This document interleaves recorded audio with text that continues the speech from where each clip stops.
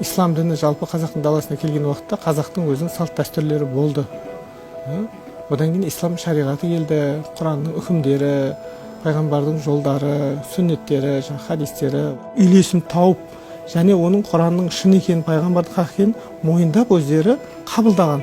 Енді сол үйлесіп тұрған нәрсе оның үстіне біздің салт дәстүрімізге бір-бірімен біте қайнасып, сіңісіп кетті осы кезге дейін. Жергілікті жердің салт дәстүрі сол исламның қағидаттарына, Құранның аяттарына, үкімдеріне қарсы келмейтін болса, дінде тыйым салынбаған.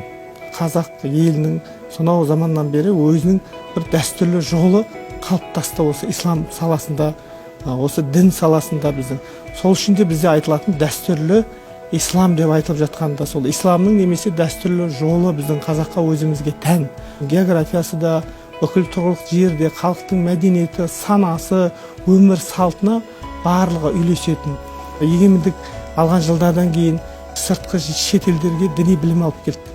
Әр жерде білім алған елдердің өзінің де кейбірлерінің сол жергілікті жерде ғана жүретін кейбір дәстүрлерін осы келіп, мынау біздің қазақтың топырағына келіп, бізге келіп айтып жатқанда сол бізге енді томпақ болып көрініп тұр. Сонысымен түсінбеушіліктер болып жатыр. Ал негізінде біздің мынау салт дәстүріміз тұнып тұрған сол Құранның аяттары, хадистері.